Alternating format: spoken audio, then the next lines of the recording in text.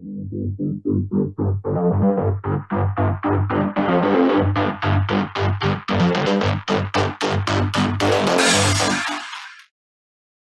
Paldo, Pampanga, magandang araw Central Luzon. Ako po si Justin Dizon at kayo po ay nakatutok dito sa ating programang CLTV Balitaan.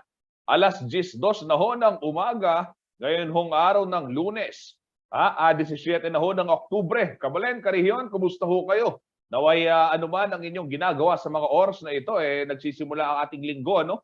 Nasa mabuting kalagayan ho kayo at dasal namin ang inyong kaligtasan sa araw-araw. Ito, kumusta? At syempre yung mga nag-weekend dyan, yung mga galing lamang sa pahinga o di kaya naman mga naglaba. Dahil medyo makulimlim eh. Yung Saturday, Sunday natin, naway natuyo ang inyong mga sinampay, mga kabalen, mga Karihiyon. Alam naman ho natin, sa ganitong panahon, birth season, papalapit na yung yung pagkakaabalahan nating holiday season. No? Papalapit na yung mga paghahanda natin, nariyan na yung pamimili ng pwedeng pangregalo o di kaya naman pagpaplano ng Noche Buena. Sa mahal ho ng bilihin, paalala ng DTI. Hanggat maaga, paunti-unti, pwede naman daw bumili ng ilang Noche Buena items para sa gayon ay hindi mabigla ang ating mga bulsa pagdating ho ng buwan ng Disyembre. Ayan, simulan na ho natin ang mainit na balitaan. Narito na ho mga malalaking balitang nakalap ng ating news team. Ito ho nagdaang Sabado at Linggo. Ito ho sa Clark, Pampanga, 16 na Thai nationals na rescue mula sa isang Pogo establishment.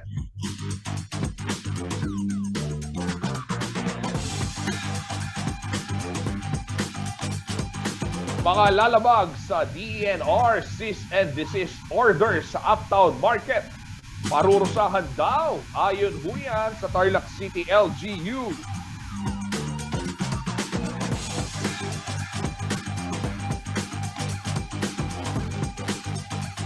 Menor de edad sa Baliwag, Bulacan, arestado dahil sa pagnanakaw.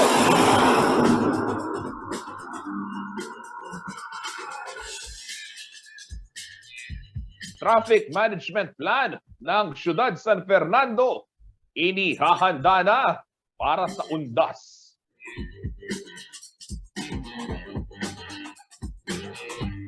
Ito yung mga babiyahe. Task Force Ligtas Biyahe sa Dao Bus Terminal muling ikakasa simula October 24. At paghahanda para sa Giant Lantern Festival 2022, umarangkada na.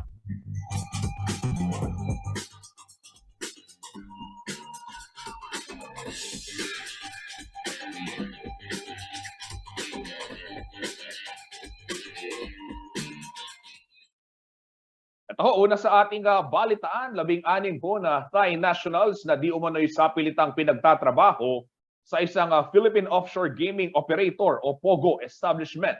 Ang nasagip ho ng pulisya sa Fontana, Clark Freeport Zone, Sabado, October 15. Ikinasaho ang naturang operasyon sa matapos kong ipinaalam ni Minister Councilor Cretea Lepcao ng Royal Thai Embassy sa Maynila kay Southern Police District Brigadier General Kirby Jan Craft ang ulat tungkol sa kanyang mga kababayang Thai national na sapilitan umanong pinagtatrabaho ng walang oras o wala sa oras at hindi ho binibigyan ng karampatang sahod.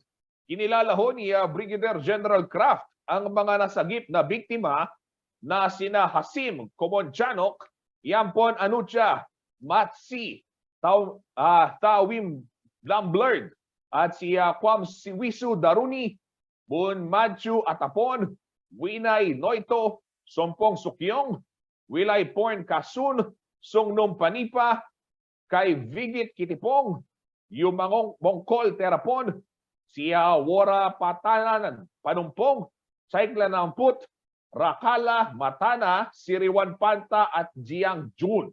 Ito yung mga Thai national na di umano'y sa pilitang pinagtatrabaho at hindi ho pinapasahod ng husto. Hindi na raw magsasampa ng kaso ang 16 na Thai national at mas ninanais na lamang nilang makauwi ng agad sa kanilang bansa.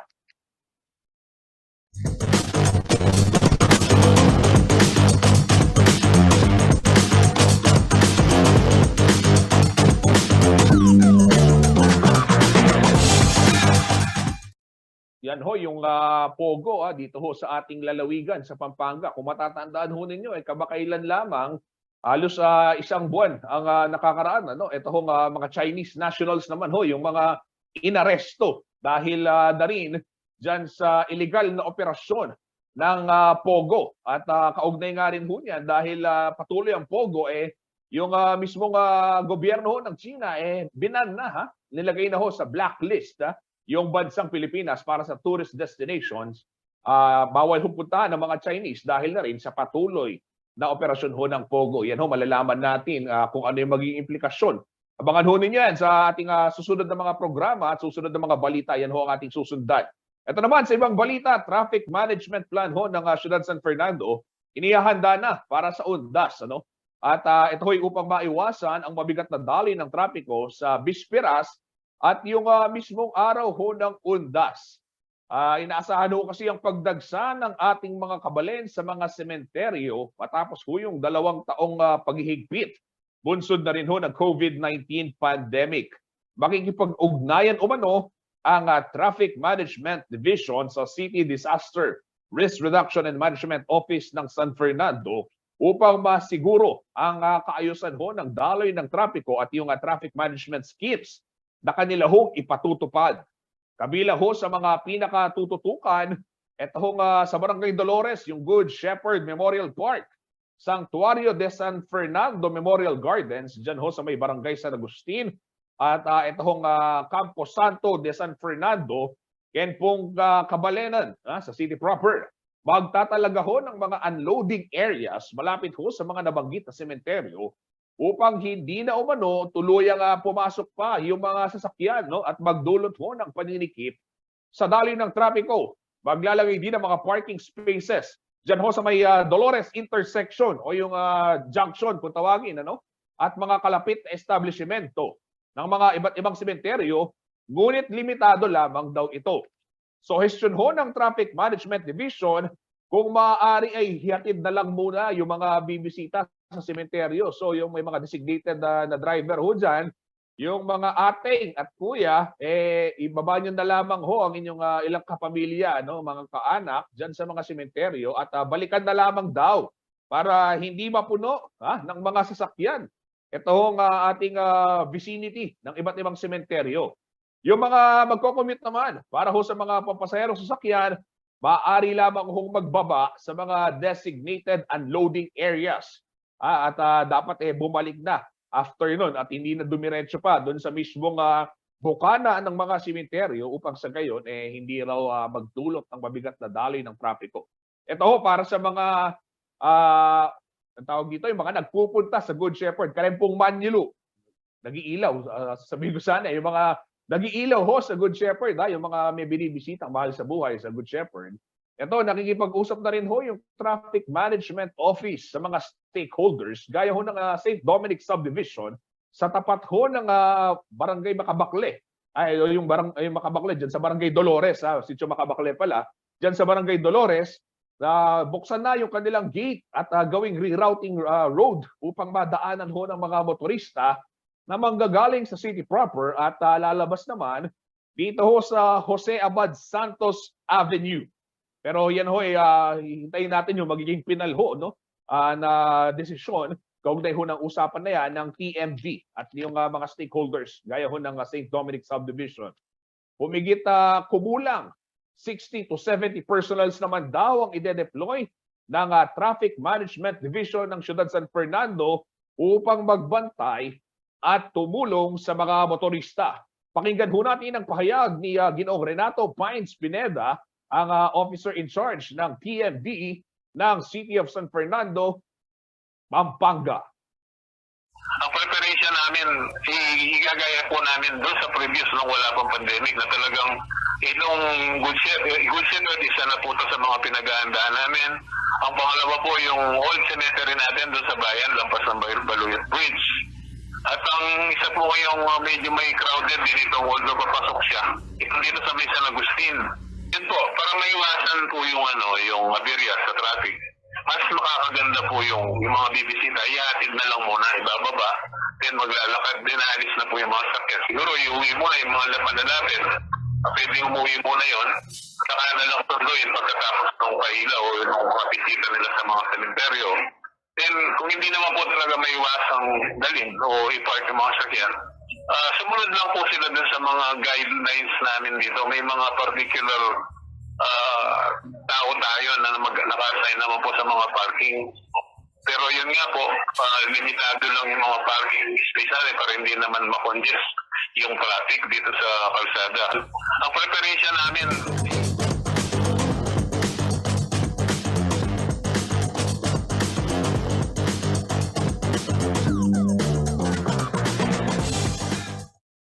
Ayan, inyong narinig ang tinig ni Kuyang Pines, Renato Pineda, ang officer in charge po ng Traffic Management Division ng City Public Order and Safety Coordinating Office ng San Fernando, Pampanga.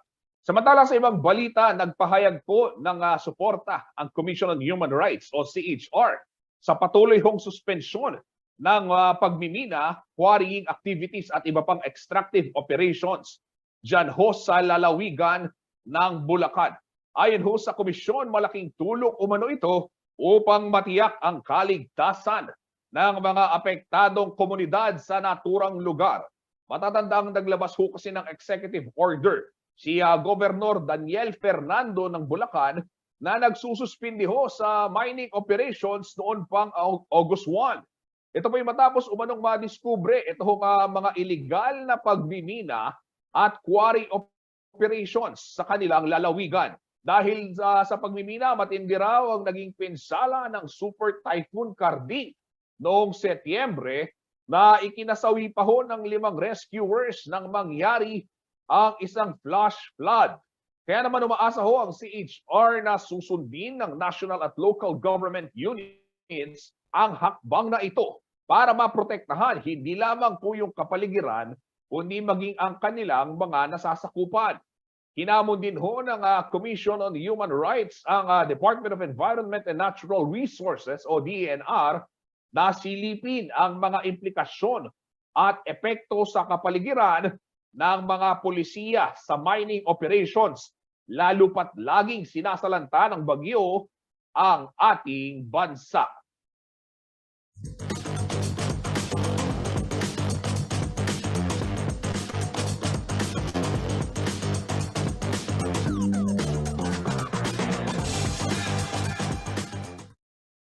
Abangan ho sa pagbabalik ng CLTV Balitaan, mga lalabag ho dun sa DENR Cease and Desist Orders Uptown Market.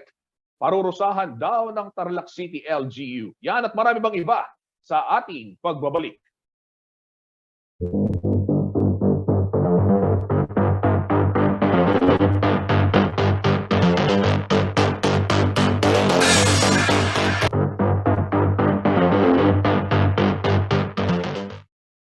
Nagbabalik po ang CLTV Balitaan, mga kabalen, mga karehiyon. Ito hong mga babiyahe, paalala ho sa mga kababayan nating babiyahe sa darating hong undas. Pinaghahanda na ho kayo dahil alam naman ho natin, hindi katulad nung nagdaang 2 taon, medyo mas maluwag na talaga yung ating sitwasyon ngayon. Kaya ho yung pagdagsa ng mga motorista sa mga bus terminal, inaasahan ho yan. O yung mga commuters rather, sa bus terminal, inaasahan yan at yung pagdagsa ng mga motorista sa kalsada, talagang mapupuno. Dahil ho nakalalabas na yung marami sa atin. Kaya naman ho dyan sa Dao Bus Terminal ay ikakasa na ho muli yung kanilang task force, Ligtas Biyahe. At para humigit tayo ng detalye, kaugnay ng balitang yan, makakasama natin live si Kuyang Paulo G. Santos. Kuyang Paulo, ano ba itong paghahandang gagawin, yung Ligtas Biyahe na ikakasa ng ating mga kaibigan dyan sa Dao Bus Terminal? Kuya Justin, ina-anticipate na nitong lokal na pamahalaan na Mabalacat City itong dagsa ng mga commuter gaya ng binabanggit mo. Tinataya daw na nasa 10,000 hanggang 15,000. Ito pala ang mga bumabiyahe na galing dito sa area naman ng Central Luzon, Kuya Justin. Iba pa yung mga dadagsang pasahero mula naman dito sa NCR, National Capital Region, dahil nga transit point itong Mabalacat Terminal o Mabalacat City Bus Terminal Complex. Sa mga initial na impormasyon na ipinabadit sa atin ni Kuyang Elmer Lopez na siya namang OIC manager ng terminal, Kuya Justin. Ongoing ngayong araw itong kanilang kolaborasyon mula dito sa traffic management ng LGU. Dahil alam mo, Kuya Justin, itong stretch ng Dau Junction, apektado yan kapag dagsana itong mga motorista at kapag holiday season. Kaya kailangan ma-plancha, hindi lang itong posisyon nitong mga traffic enforcer, kundi pati na yung mga alternate route. Alam natin itong Barangay Dau, at saka itong NLEX access road kung tawagin. Yan yung papasok na kalsada, Kuya Justin, dyan sa North Luzon Expressway. Yan talagang malaki yung volume ng sasakyan. At ang binabanggit ni Kuya Elmer Lopez, Kuya Justin, bubuksan yung Dau Complex. Yung lusutan na access road naman, umiikot dito yung mga bus, Kuya Justin, dyan sa isang malaking hotel at dito sa isang commercial establishment para hindi mahamper yung at pagdagsa nitong mga bus. Kasi meron din silang pinag-uusapan dito, Kuya Justin, na gaano ba katagal yung bus na mananatili at magpipick up ng pasahero sa loob ng istasyon. Kung mapapansin mo din, Kuya Justin, itong MacArthur Highway dyan sa Dau Junction, maluwag na ito. At ang nagiging problema naman, yung mga pedestrian, Kuya Justin, na maya't maya, hindi sila dumadaan dun sa pedestrian lane at yung mga nag-U-turn slot, Kuya Justin, kasi itong panahon na kahigpitan ng lockdown, natanggal yung mga steel barrier dyan sa gitna eh. Kaya kailangan ngayong iposisyon ito para dito sa usapin naman ng congestion ng mga sasakyan sakaling ito, Kuya Justin, sumapit na nga itong araw o panahon ng undas na magsisimula yung inaasahan nilang volume ng mga sasakyan sa October 28, Kuya Justin. Paolo G, ito nga binabanggit mo, no, yung lalabasan o yung lulusutan ng mga bus, ito ba yung, banggitin na siguro natin, ito ba yung Sogo, yung motel kasi, di ba yung kalsada kasi na yan, mga kabalin, mga kariyon, nanggagaling ho yan dyan sa may Clark Freeport, yung lalabas ka ng Clark o yung sa Balibago, papasok nga ng yung boundary ng Mabalacat at ng Angeles City. Pag rush hour kasi diyan nag-iimbudo, Paolo G, yung mga sasakyan, di ba? Oo. So eto ngayon, diyan ba lalabasin yung mga bus? So hindi ba nila nakikita na posibleng mas makabigat pa doon sa daloy ng trapiko, doon sa eto ba yung MacArthur Highway, yung diretsong kalsada nga na yan, dahil kung dadaan pa yung mga bus diyan, makadadagdag lalong-lalo na pag panahon na nagkasabay-sabay ho yung mga nanggagaling ng Clark, nanggagaling ng Balibago, all the way dyan sa may Dau area. Well, Justin, yan ang ikinukonsidera nila. No?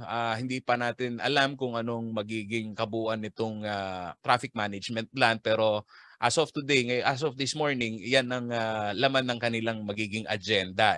Pero sinasabi nga ni Kuyang Elmer Lopez, as early as October 24, itong darating ho na Lunes, mararamdaman na yung mga maagang magtutungo ng kanilang probinsya. Kaya maigi, ngayon pa lamang talagang maplansya na itong mga rerouting plan sa usapin ng trapiko, Kuya Justin, dahil yung Dau Junction, yan ang pinakaabalang kalsada dito sa Mabalacat kapag sumasapit ang holiday season.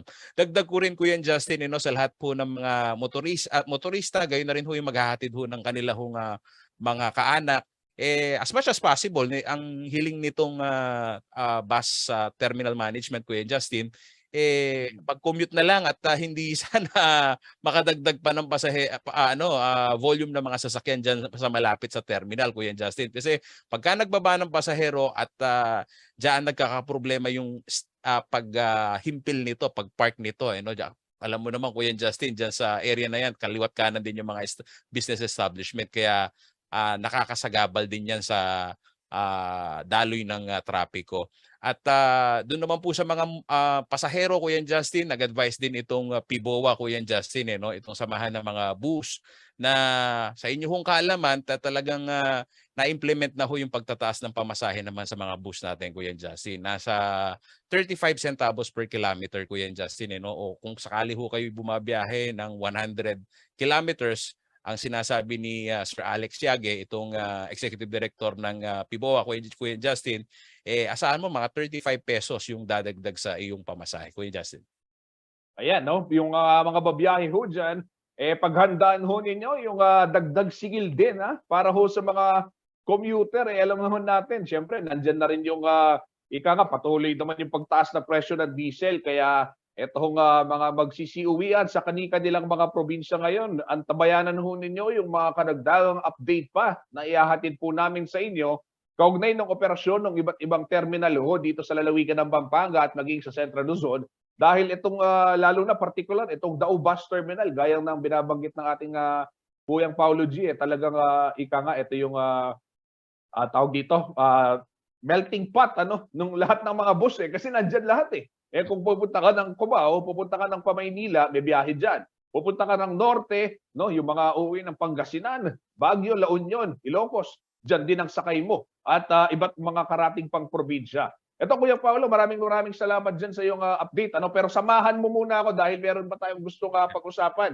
Itong linabas na announcement ng Tarlac City Information Office, ito po ay kaugnay naman ng ginawang pagpapasara dyan sa Uptown Public Market, dyan ho sa Tarlac City. Dahil ipinatupad na ho yung cease and desist order, inihain na po ng DENR, yan ho yung tinutukan ni Kuyang Paulo G. Ito, Kuya Paulo, basahin ko lang muna itong anunsyo ng Tarlac CIO. Epektibo ho ito kahapon, October 16, araw ho ng linggo.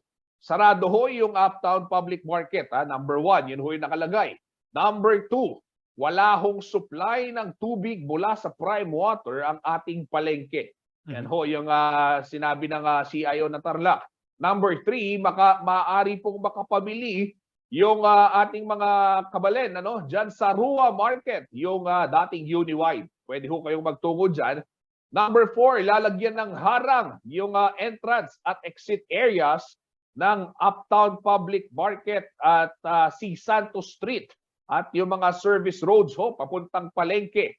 Maliban na lamang ho mula Ancheta hanggang Banga at naisasara din ho yan yung muling bawal ho itong sirain yung mga harang dahil ilalagay ho yan ng ating city government ng Tarlac. Yung mga vendors ho mula sa Uptown Market, pwede na ho kayong magpalista sa opisina para ho ng LGU para magkaroon ng pagkakataong magkapwesto. At ito ho, babala sa mga lalabag naman sa kautusan, yung cease and desist order ho ng DENR ay may kaukulang parusa raw ho kayo ayon yan sa city government ng Tarlac. Kuya Paulo, itong anunsyo na to, alam natin na ilalabas talaga to anytime soon. And true enough, itong pong October 16 ay nailabas na ng Tarlac City Information Office dahil alam natin, araw na Lunes, marami talaga nagpupunta sa palengke.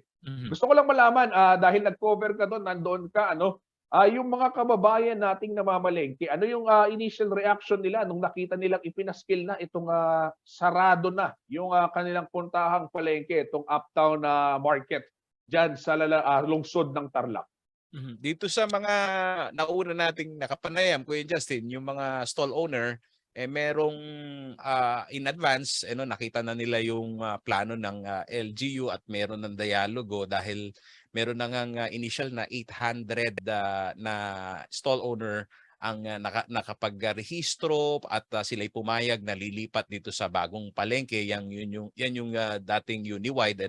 Malawak ito, Kuya Justin, at doon naman sa concern ng ilang mga vendor, although mabuti raw na meron ng nakaposisyon kaagad na lilipatan nila, kaya lang yung maging pamilyar yung kanilang mga suki dito sa lugar, isa raw yan sa kanilang hamon. Dahil alam mo naman, Kuya Justin, sa panahon ngayon, kapag ang mamimili ay nalalayuan, talagang at hahanapin pa yung suki dati, talagang makakaapekto sa sales nila. Pero Kuya Justin, doon naman sa mga mangilan-ngilan, meron tayong naririnig na mga vendor na interview natin live habang sineselyuhan nga o sinesementuhan itong kanal, yung wastewater, mga kaibigan. Yan ho kasi yung merito nung cease and desist order. Pagpapasara. Kuya Justin, at binabanggit mo nga na wala ng supply ng tubig ng prime water dyan. Kaya doon sa mga nasa wet market, lalo pati, hindi na ho talaga sila makakapag-operate. Yung ilan, nagugulat sila, Kuya Justin, dahil yung sitwasyon sa dami nitong mga vendor na nandun, hindi lang 800 to, Kuya Justin. Higit 1,000 yung mga yan. Paano yung paglilipat? So sila, ang problema nga lang talaga dito sa palengke na to, Kuya Justin, hindi well organized yung mga vendors association. Kaya ang target ngayon nitong LGU, Kuya Justin, marehistro lahat at magkaroon talaga ng legal representation itong mga kooperatibang andyan. Hindi lang leader-leader na sa isang hanay merong ambulant vendor na hindi naman daw talaga taga-Tarlac at hindi lisensyadong business owner dun sa lugar. So, yun ang gusto nilang isaayos dito sa lipat nila sa bagong palengke. Pero doon sa usapin naman, Kuya Justin, nitong communicate nitong management na nakakitaan ng technical, yun, may pangungundisyon daw sa kanila, nakikita itong LGU na pagka lumipat kayo doon, mas mahal ang babayaran ninyo. Where in fact, hindi naman daw ganun, wala naman daw katotohanan yun, na ang pinakikitungo lang talaga ng LGU yung usapin ng environmental laws na dapat itong palengke tumalima. Ito, anong magiging plano ngayon ng palengke, ng pamunuan, paliparan, Market Corporation, tama Kuyang Paulo, itong nagmamando dyan sa Uptown Market. Ano yung magiging plano nila sa mga darating na araw? Kasi tuluyan na ba? Forever na ba yung pagsasara ng pamilihan na yan? O mabibigyan pa sila ng pagkakataon na ayusin yung mga dapat ayusin? At sa gayon, magtuloy-tuloy yung activities dyan, yung commercial activities sa naturang establishmento. Napag-usapan na ba yun? Kuya Justin, na medyo umiilag sa camera itong pamunuan ng paliparan, Kuya Justin, itong nasa operations manager na nakausap natin. Although sinasabi niya isang malaking daw ito na dinidinig ngayon sa kasalukuyan dyan sa DENR. Kasi ang issue lang naman na kanilang gustong maging malinaw dyan sa LGU, yung kanilang will na tumalima, gustong-gusto daw nila. Kaya lang sa usapin nitong pagtatayo nitong septage management plan, o yung mga pasilidad dyan na may usapin sa wastewater management, Kuya Justin, hindi naman daw sila binibigyan ng permit ng LGU sa pagtayo ng septage facility na kailangan ng construction permit. At ang pinapanggit ni Kuya John Pagbag, yung operation manager ng paliparan, tumalima naman daw sila. Nagtayo nga sila ng modular na wastewater management. Nga lamang, nakita namin ni Parin Johnny, Kuya Justin, naliliit ang tubo Hindi talaga kaya na i-treat yung wastewater na nanggagaling dyan sa wet market. So aminado naman sila doon. Kaya ang hiling lang nila dito sa LGU, sana raw, pagkalooban sila ng construction permit para may talaga yung karapat-dapat dyan sa mga pasilidad na maiwasan yung water pollution, Kuya Justin. Oo. Paulo G, ito basahin ko lang kasi sinasabi ng management ng palengke, yung paliparan, ang gaya nga ng binabanggit mo ngayon, sila ay nakikiusap o na humihiling sa LGU na pagkaluban sila ng permit para maisaayos yung mga dapat nilang maisaayos. Ito basahin ko lang yung naging komento dito sa Facebook page mismo ng Tarlac CIO at mismong Tarlac City Information Office yung sumagot. Una muna, meron kasing netizen na nagkomento, ito ibang character lang yung pangalan niya, hindi ko lang mabasa. Pero ito sabi niya, nakalulungkot talaga dahil sinara agad nila yung public market. Sana naging maayos muna lahat bago nila tuluyang ikino-close. Maraming nawalan ho ng trabaho, lalo na sa mga trabahador na dyan lang po sila umaasa para sa kanilang pamilya, lalo na ho yung mga may anak na nag-aaral pa. At yun ho yung comment ng isang netizen. Pero sinagot ho yan ng Tarlac City Information Office, yung kanilang mismong Facebook page. Diyan ho sa, ito ho, sabi niya, tama po, nagulat tayo sa pagpapasara ng DENR. Ngunit ang layunin lamang po nila ay mapigilan ang water pollution na nagmumula sa palengke. Matagal na panahon na pong napakiusapan ang paliparan management Ngunit wala pong aksyon tungkol dito kaya humantong sa pagkakaroon ng cease and desist order. So kung pagbabasihan natin, Kuyang Paulo, yung binabanggit mo na sinasabi ng paliparan, hindi sila nabibigyan ng permit para ayusin yung dapat ayusin. Ang sinasabi naman ng mismong tagapagsalita ng Tarlac City, itong Information Office, matagal na silang napakiusapan pero wala silang naging aksyon. Kaya naman dumating sa puntong ipinasara na nga itong palengke. Ano? Ikaw, meron kang, Kuya Paulo, meron kang nakausap mula sa bahagi ng LGU, ano? Yung sa market admin. Ano yung naging paliwanag niya kaugnay nitong itong usaping ito? Kuya Justin, ang usapin kasi dito sa pagtatalaga ng mga septage facility ay isa talagang requirements 'yan. Ang sa panig nitong paliparan, Kuya Justin, talagang binigyan sila ng bago ipatupad itong cease and desist order. Sa timeline, Kuya Justin, way back 2020 pa yan na-erase na yung issue. Pero sinasabi ng LGU, kaya nga hindi sila binibigyan ultimo ng business permit, Kuya Justin. Hindi sila nakakapag-renew, gawa nga nitong mga teknikalidad na wala silang wastewater facility.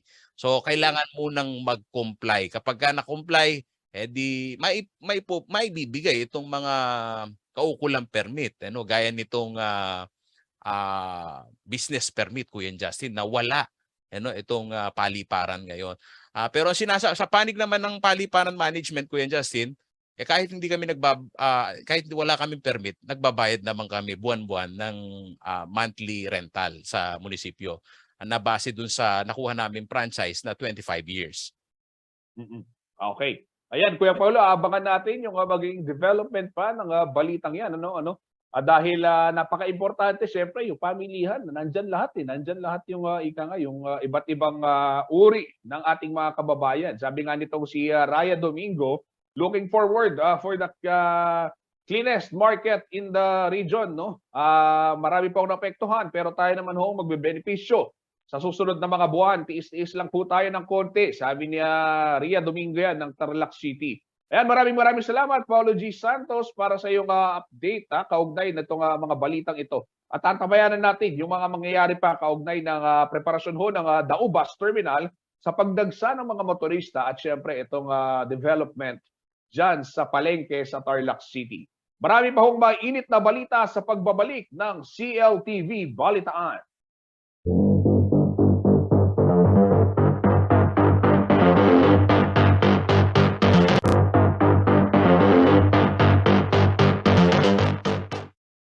Nagbabalik po ang CLTV Balitaan. Kabalen, umarangkada na yung paghahanda para sa pinakamalaking kapistahan tuwing Pasko.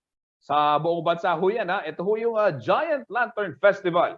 Ngayong 2022, balik kompetisyon na ang Giant Lantern Festival o yung mas kilala bilang Ligang Parul sa ating mga Kapampangan. Silipin natin yung mga eksena sa naging unang pagpupulong ng Giant Lantern Festival 2022 Executive Committee sa ulat ni Kuyang Jody Mercado.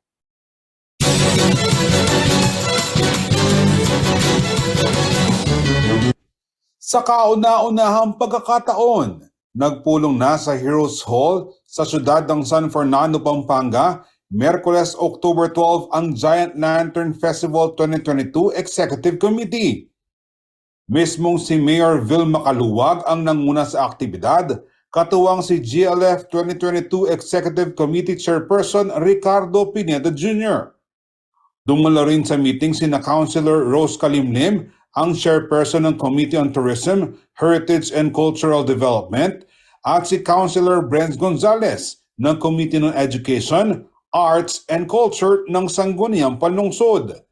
Present din ang iba pang mga opisyal ng pamahalang panlungsod at mga kinatawan mula sa iba't ibang pribadong sektor.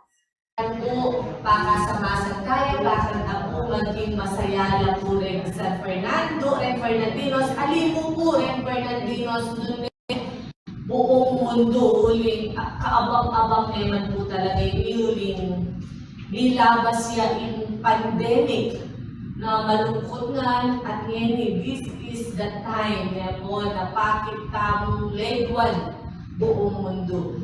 Isa sa mga paksa na tinalakay sa GLF Executive Committee meeting ang pagtitiyak ng seguridad at kaligtasan ng mga manonood sa pinakamakulay at pinakamaningning na festival ng syudad. Hindi tayo magpo-provide ng mga seats this year. So it's an open area. Kaya marami ang ma-accommodate na mga manonood in this year's Giant Lantern Festival. With the assurance of our Mayor, Bilma, nakipag-coordinate na kami sa mga PNP personnel, sa CPOSCO, and the Security Department of Robinsons para ma-secure lahat yung buong place. Maging safe. Samantala, isinulong din sa pagtitipon ng pagpapatupad ng Incident Command System na iminungkahi ni Raymond Del Rosario, ang tagapamahala ng City Disaster Risk Reduction Management Office ng syudad.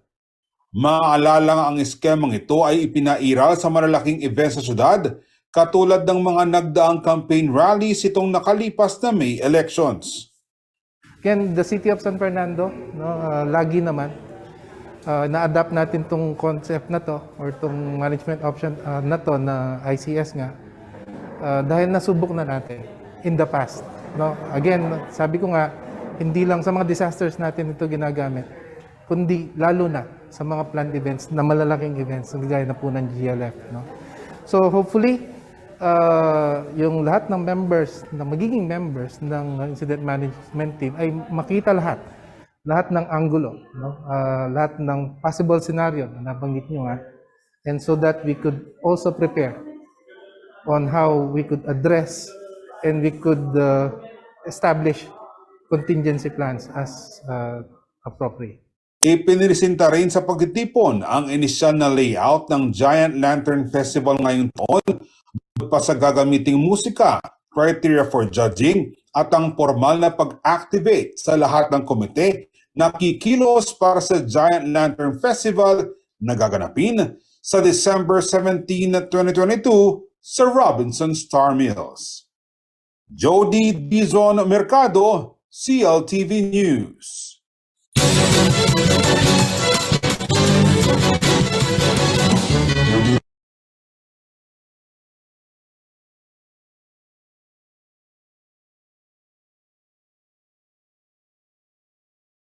Ito, basahin ko lang, kapapasok lang ho na post sa nabalita. Kinumpirma ho ni Vice Mayor BJ Lagman sa kanyang isang Facebook post ang pagkasawi na ho, ang pagkamatay ni Attorney Pat Guevara, dati hong alkalde ng siyudad San Fernando o ng munisipyo ho ng San Fernando noon, 1986 ho hanggang 1995. Nanilbihan bilang mayor si Mayor at dating Mayor and Attorney Pat Guevara. At pumanaw ho siya nito pong October 16, 2022. Kami ho ay nakikiramay sa buong San Fernando at sa pamilya ho na naulila ni dating Mayor Pat Guevara. Samantala sa ibang balita, gagamit na raw ng karagdagang mode of payment sa paglalabas ng cash subsidy para sa mga senior citizen ang Department of Social Welfare and Development o DSWD. Sa inilabas hong memorandum circular, nito pong ng kagawaran, ipauubaya na sa mga DSWD field offices ang pagtutukoy sa pinakamabilis na delivery schemes para ho sa distribusyon ng social pension sa kani-kanilang lugar. Kabilang ho sa mga mode of payment ang plaza type payout, cash card sa pamamagitan ho ng authorized government depository bank, fund transfers sa mga local government unit o LGU, at ang payout sa pamamagitan ho ng money remittance companies. Nakapaloob din ho sa memorandum circular ang bagong schedule ng pamamahagi ng social pension. Sa halip po na quarterly basis, ipamamahagi na ito sa mga benepisyaryo mula ho Enero hanggang Hunyo at Hulyo hanggang Disyembre. Para ho sa mga nalalabing buwan naman ng 2022, ang mga benepisyaryo ng programa na tumanggap ng 500 peso monthly stipend ay makatatanggap ho ng kanilang pensyon sa ikalawang semestre na nagkakahalaga po ng 3,000 piso. Samantala, abot naman umano sa 3.4 million beneficiaries o 86% ng kabuang target na mabigyan ng social pension ang nakatanggap na ng pensyon para ho sa taong 2022. Tinayak rin ho ng DSWD na pagbubutihin pa ang kanilang mga proseso upang siguraduhin ang mga nakatatanda ay makatatanggap ng benepisyo sa ilalim ho yan ng Republic Act 9994 o yung Expanded Senior Citizens Act.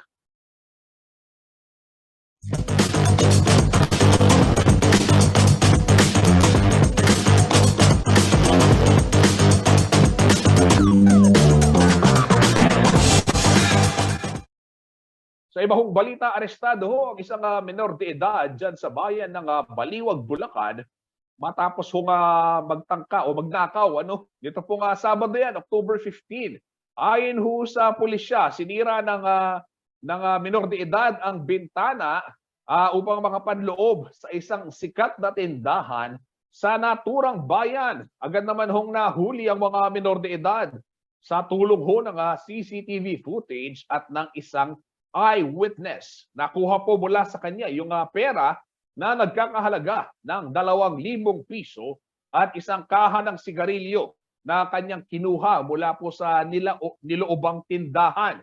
Hinahanda na ngayon ng mga pulis ang paglilipat ho sa menor de edad sa pangangalaga naman ng Municipal Social Welfare and Development Office ng Bayan ng Baliwag dahil nga po ito ay isang menor de edad.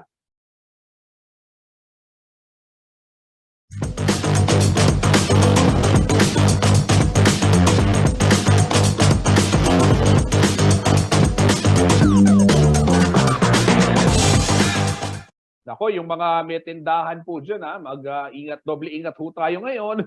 Alam ho natin, yung mga ganyang klaseng krimen, dumarami sa mga panahong ito, lalong-lalo na nabanggit naman ho ng ilang mga na-interview natin na pulis, dahil sa hirap ng buhay, dumarami ho yung mga ganitong klaseng krimen. So yung mga may tindahan, si Lolo Ray Bravo, yung tindahan mo, guardyahan mo ng mabuti, baka naman upang hindi mabiktima at yung mga iba ba nating kabalin, mag-iingat at mga kariyon, mag-iingat ho tayo dahil papalapit yung holiday season, alam natin, ganyan, may mga salisi, ika nga, yung mga masasamang loob.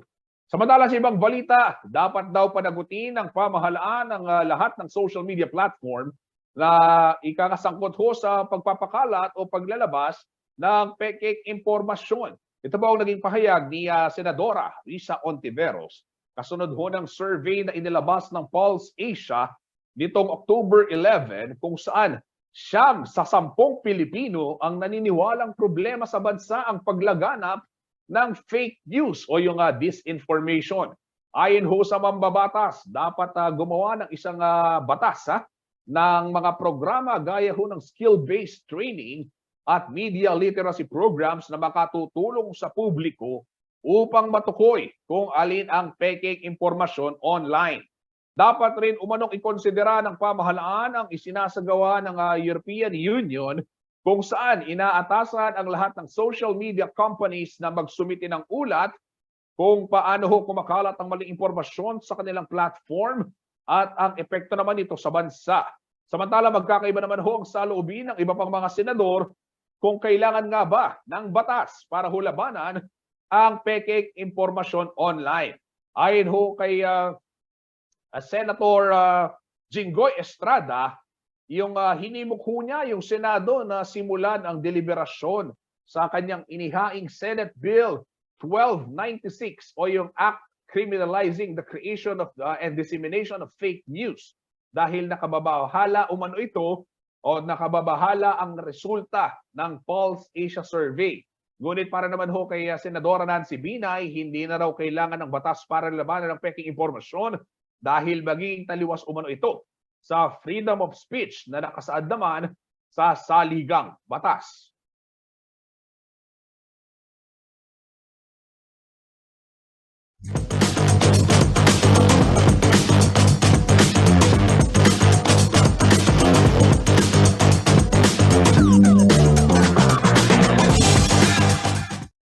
Ayan, problema ho talaga yan, yung paglaganap ng peking impormasyon. Kaya ugali ho maging mapanuri sa mga inyong nakikita online at tumutok at mag-follow lamang ho doon sa mga lehitimo na organisasyon ho ng iba't ibang news organizations and media organizations upang hindi ho kayo mabiktima ng peking impormasyon. Ito, samantala naman, para ho dun sa mga naghahanda para sa Noche Buena, kagaya ko, kailangan magbawas tayo ng timbang dahil marami-rami tayong iipunin. Pagdating ng Pasko, syempre marami tayong kakainin. Isang bagong exercise program ho ang kinahihiligan ngayon ng ilan sa ating mga kabalen. Ito po yung tinatawag na rope flow na nagsimula pa ho sa bansang Amerika. Paano nga ba ito ginagawa? Nabalitaan ko parang Zumba or counterpart to ng Zumba eh. At ano yung magiging benepisyo nito sa ating pangangatawan? Alamin natin yan sa ulat ni Kuyang Felix Barrios.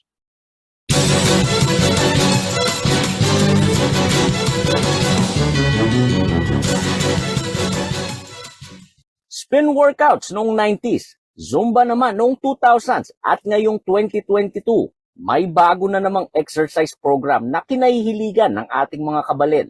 Ito ang rope flow na dinevelop ni David Weck mula sa San Diego, California. So David Weck wanted to do like an exercise using the rope without jumping, like yung less impact. Isang lubid na parang jump rope ang ipinaiikot dito na may sinusundang ding sequence na parang sumasayaw hanggang pawisan. You can choose from yung high impact or yung slow. So depende sa mood mo. So ito yung type of exercise na depende sa mood mo. Ayon kay David Weck, ang founder ng Rope Flow, maganda umano itong ehersisyo para sa mga mayroong limitasyon sa kanilang pangangatawan o kakayahan. Jumping rope would not be good for someone who is a little bit heavy. They might hurt their feet or hurt their knees or back. So the rope flow, it meets anybody where they are. Doesn't matter what physical condition you're in. Naging isang paraan naman ito ng iba nating kabalen para mabawasan ang kanilang stress noong kasagsagan ng COVID-19 pandemic. So during pandemic, it helped me a lot to relieve my anxiety, relieve my stress. So yun, during pandemic po talaga. Napakadali umanong mag-umpisa sa workout program na Rope Flow dahil marami ang willing magturo sa mga baguhan. Pag may mag-join, sasabihin nila na baka hindi kami makasabay sa inyo. Ganon din ako nung una, pero merong grupo na nag-invite sa akin. Tapos, nung nag-join ako sa kanila, aalalayan ka talaga nila. Very welcoming yung grupo, yung Rope Flow Kulasa and Rope Flow Pampanga. At dahil sa enjoyment at health benefits na nakukuha mula sa Rope Flow, tuluyan na umano nilang iniwan ang kanilang dating exercise program. Para sa akin, kasi ito na yung pinaka-workout ko, so wala akong ginagawang ibang workout kundi yung Rope Flow. So, it's more of parang, ito na yung ginagawa kong cardio workout. It is a great opportunity for social interactions. Like we can build relationships, like we can help each other. You can meet a lot of people that shares same passion, which is rope flow. At pagdating naman sa kakailanganing equipment at workout outfit. Minimal equipment, so rope lang yung kailangan mo. Yung space na kailangan mo, maliit lang din. You can do it anywhere. Pagdala mo yung rope, parang nasa maliit na bag lang siya. Hindi mo kailangan ng parang maraming gamit. Kahit anong suot mo, pwede. Starting with 700 pesos up to 1.5. And then the premiums like 2.5. Depende kasi sa weight. At sa mga kabalen na gustong umpisahan ang kanilang rope flow journey. Tapos follow us on social media. Tapos from there, kontakin nyo kami, message nyo kami. Huwag kayong matatakot, huwag kayong ma-intimidate. We are very welcoming.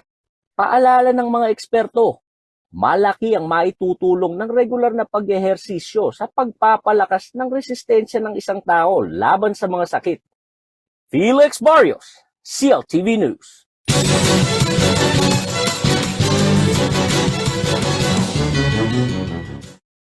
Ito naman para sa mga mahilig sa K-pop, trending topic ko ngayon sa Twitter ang Philippine Arena at ang lalawigan ng Bulacan dahil sa napipintong pagbabalik ng K-pop group na 17 sa Pilipinas. Ito ay matapos i-anunsyo ng concert promoter na Live Nation Philippines ang pagbabalik ng K-pop sensation para sa ikatlong beses na pagtatanghal ng kanilang Be The Sun concert sa bansa.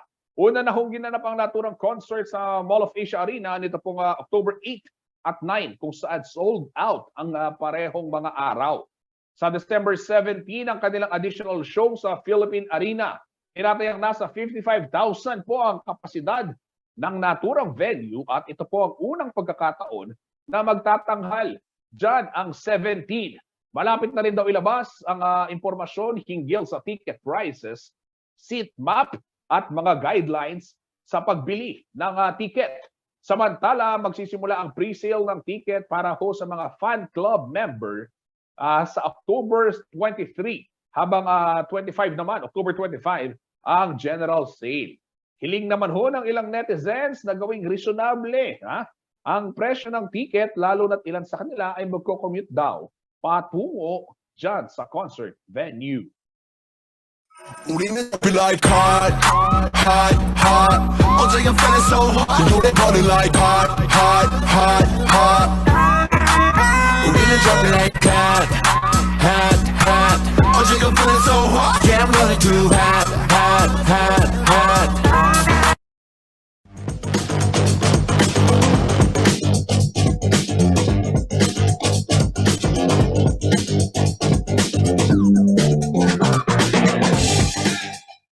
Napaindak ako dun, exciting yan, yung mga concert na ganyan. Samantala, alamin naman ho natin ang magiging taya ng panahon mula kay Ginong Manny Guerra, ang Chief Weather Forecaster ng Pag-asa Clark.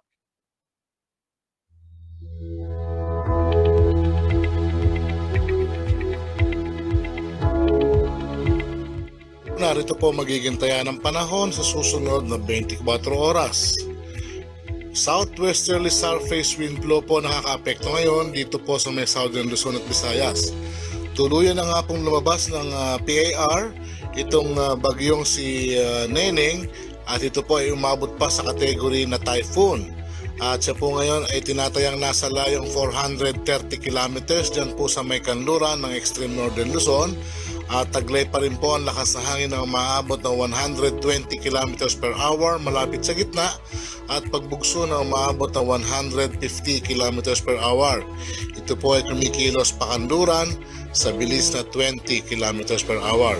So sa ngayon po ay naapektuhan na lamang po ang Ilocos Norte at Ilocos Sur ng bagyong si Neneng, dating si Neneng, at dyan po sa lugar na yan magkakaroon po ng maulap ang papawirin na may mga kalat-kalat na mga pagulan, pagkulog at pagkidlat. Dulot po ito ng trough o extension ng Typhoon Nesat o si Neneng dati po. Samantala po ang Occidental Mindoro, Palawan at Western Visayas, maulap din po ang papawirin na may mga kalat-kalat na mga pagulan, pagkulog at pagkidlat. Ito po ay dulot ng southwesterly surface wind flow o mahina po na habagat. Ito po yung hinatak pa ni Typhoon Neneng. Samantala po ang Metro Manila at nalalabing bahagi ng bansa, magiging bahagi hanggang sa kuminsan ay magiging maulap din po ang papawirin. Meron lamang po tayong inaasahang mga pulo-pulong mga pagulan, pagkulog at pagkidlat. Dulot naman po ito ng localized thunderstorm at ng mahinang habagat o southwesterly surface wind flow. So pinag-iingat pa rin po ang lahat. Sa ngayon po, ito lamang po yung mga weather system na nagbibigay po ng pagulan sa ilang parte po ng ating bansa. Kaya ang iba po ay pinag-iingat pa rin dahil posible pa rin po ang flash floods at saka po ang landslide. Si Typhoon Neneng po ay marami pong sinira dyan po sa may lugar ng Cagayan. Kaya pinag-iingat po natin ating mga kababayan dyan at sana nga po ay makarecover na sila agad.